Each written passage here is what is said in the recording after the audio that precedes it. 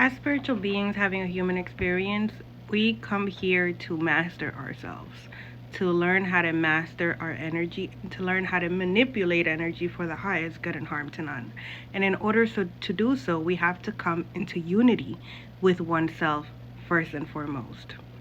And so when we understand that we come here to experience contrast, that we come here to experience the illusion of limitations, and we come here to transmute darkness into light and to break generational curses, right? Usually, what happens here is that souls who are said to awaken this lifetime around, because the thing that we have to understand is that not everyone is set to awaken. Some people have an internal alarm clock within themselves, and they have arranged in their experience for certain individuals to be able to become part of their reality and be activators in their existence. So people like myself would show up and this would trigger an awakening, right? That's just how it's set up to be. The reason being that nothing is by coincidence. And so we've arranged for the people in our reality to be part of our reality. So we have soul contracts with individuals. We have soul contracts with our parents. We have soul contracts with our children. We have soul contracts with our lovers, with friends.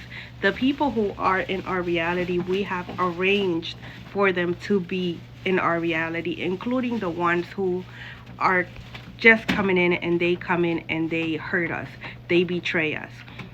That's part of the process as well because we have to have both. We have to have light and darkness. And in order for our souls to expand, we must have that contrast within our reality, right? And so this leads to what I wanted to discuss, which was soul contracts, right? And when we are beginning our ascension journey, that very first beginning looks like a lot of healing, looks like a lot of shadow work. And part of the shadow work is breaking those soul contracts. The reason being that anything that we don't forgive keeps us tied down. And because this is all about energy, vibration, frequency. Although we might not be in the same facility nearby, we could be in opposite ends of the universe per se.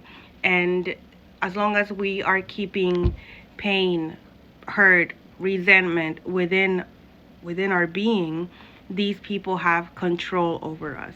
And so what we come here to do is to master our energy, to master ourselves, to free ourselves. And what the way we do that is through detachment, right? And we work through detachment by breaking those soul contracts. And one of the things that I did specifically for me, I didn't want to have any contact with about 99.9% of the people in my reality prior to my awakening.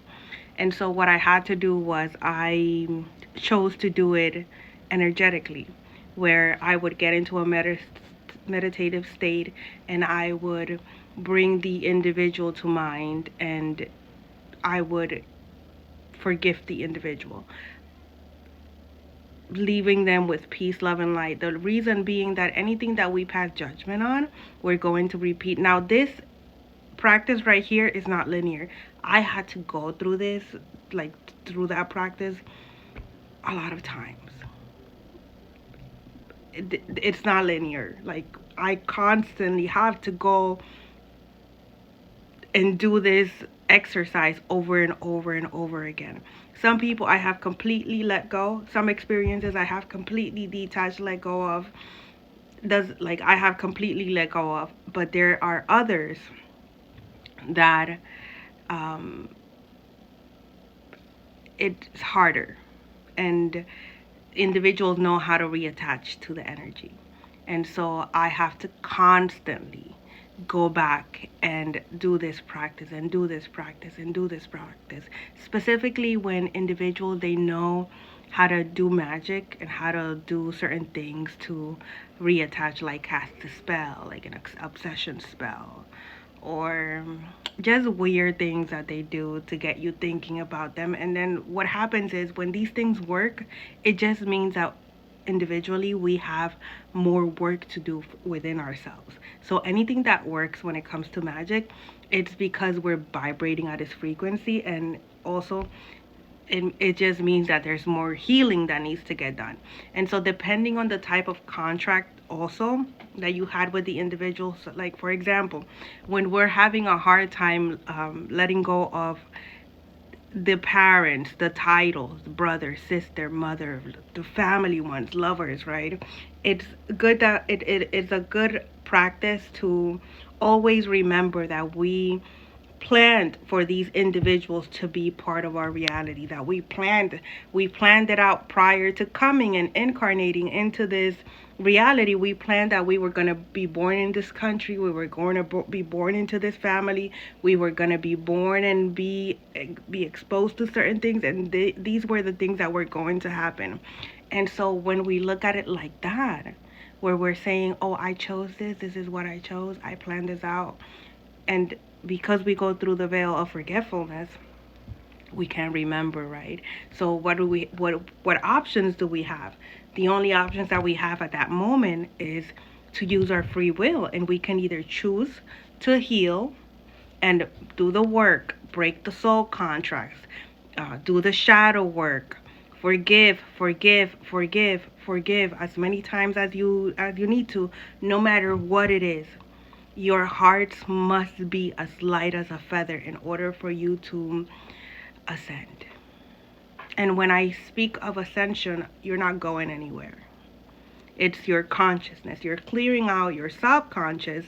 And when you clear that out, that is going to allow you to enter the fifth dimension, which is where you are able to connect with the divine, with the creator, where you're able to get direct downloads from the creator, which is like, you have an intimate relationship with the divine, right? And you're able to have access to the spiritual realm. And also when you clear out your subconscious, you're able to do a process that happens every month when your sign, like if you're a Cancer per se, your sign is on the moon passing for like 2 days, you're able to do a process where you're able to activate the right side of your brain through fasting. But that's something that's not near here or there right now. But you're able to activate the right side of your brain, which will allow you to use 100% of your brain, because we are operating at 10% of our brain, and it's designed to be this way by the powers in place, so that we don't awaken to the power that we hold and we don't see what is actually happening here. And so because they want us asleep, right? And so a good practice is when we are choosing to heal, or even when we are, just, let's say you're just going through certain things with individuals. You've been betrayed a lot, you've been hurt a lot, you're questioning why it keeps happening to you, why this continues to happen. We chose the people that we were going to have in our experience. In the same way we chose them, we're able to fulfill those contracts by leaving them with love and light. That doesn't mean that we have to continue to be in their presence or allow them in our energy, but we leave them with love and light because we don't want to repeat this again. We want to clear it out completely and be able to move on, right? And so we look at it this way, and then we also look at the spirits that were operating through these people. We forgive them, for they know not what they do, and we don't affiliate, we don't fraternize with the diabolical. We forgive for us, not for them, because that frees us energetically. I'll be back with part 2.